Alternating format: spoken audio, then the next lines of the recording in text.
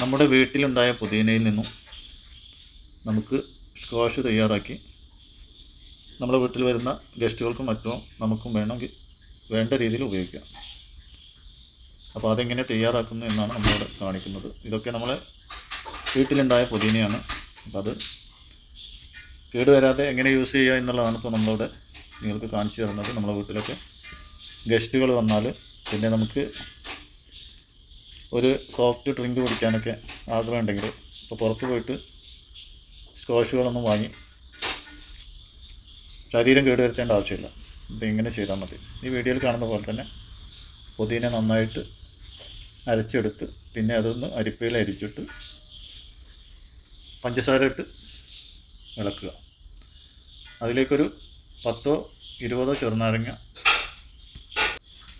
പുതിന എത്രയാണോ അതിനനുസരിച്ച് നമ്മൾ ചെറുനാരങ്ങ നീരെടുത്ത് അരിച്ച് അതിലേക്ക് ഒഴിക്കുക. നല്ല രീതിയിൽ നമ്മളെ വീട്ടിൽ സ്ക്വാഷ് തയ്യാറാക്കാം.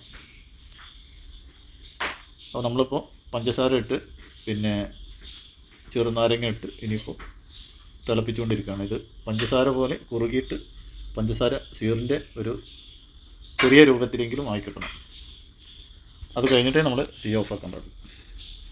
പിന്നെ നമ്മളിതിൽ കേടുവരാതിരിക്കാനുള്ളൊരു പ്രിസർവേറ്റീവും ചേർക്കുന്നില്ല. ചെറുനാരങ്ങ മാത്രമാണ് അതിൽ ചേർക്കുന്നത്, പഞ്ചസാരയും. അതല്ലാത്ത മറ്റൊരു പ്രിസർവേറ്റീവും നമ്മൾ ചേർക്കാത്തത് കൊണ്ട് തന്നെ നമ്മളത് നമ്മളെ ഫ്രിഡ്ജിൽ സൂക്ഷിച്ച് ഉപയോഗിക്കുക. അപ്പോൾ നമ്മൾ പുതിന സ്ക്വാഷ് ഒരുവിധം തയ്യാറായി വരുന്നുണ്ട്. ഇനി അത് വേണ്ട രീതിയിൽ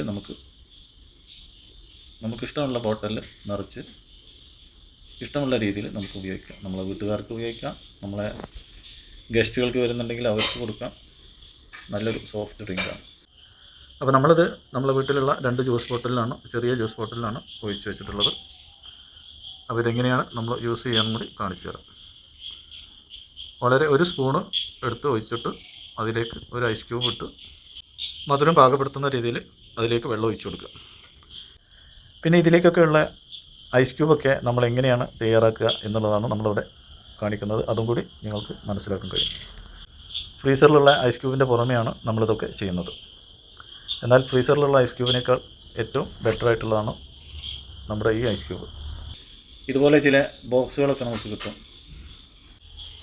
അപ്പോൾ ഈ കുഞ്ഞു കുഞ്ഞു ബോക്സുകൾ കണ്ടാൽ തന്നെ നിങ്ങൾക്ക് മനസ്സിലാവും ഇതെങ്ങനെ കിട്ടുന്നതാണ് എന്നൊക്കെ. നമ്മൾ പുറത്തുനിന്ന് ഭക്ഷണം വല്ല ബ്രോസ്റ്റുകളോ മറ്റോ ഒക്കെ കിട്ടുമ്പോൾ അതിൽ കിട്ടുന്ന മയോണീസും മറ്റും ചട്നികൾ, ചമ്മന്തികൾ ഒക്കെ കിട്ടുന്ന ഓരോ ബോക്സുകൾ കഴുകി വൃത്തിയാക്കിയിട്ട് നമ്മളെ വീട്ടുകാരുടെ ജോലിയാണ് അതൊക്കെ. അപ്പോൾ അവളാണ് ഇത്തരം പാത്രങ്ങളൊക്കെ കഴുകി വൃത്തിയാക്കിയിട്ട് ഐസ് ക്യൂബ് ആക്കാൻ ഉപയോഗിക്കുന്നത്. അപ്പോൾ അതും കൂടി നിങ്ങളെയൊക്കെ ഒന്ന് കാണിച്ചു എന്ന് മാത്രം. അപ്പോൾ എല്ലാവരും വീഡിയോ ഒക്കെ കണ്ട് നമ്മൾ സപ്പോർട്ട് ചെയ്യുക. ഇതേപോലെ ഡ്രിങ്ക്സൊക്കെ ഉണ്ടാക്കി ആരോഗ്യം മെച്ചപ്പെടുത്താം. Okay, bye bye.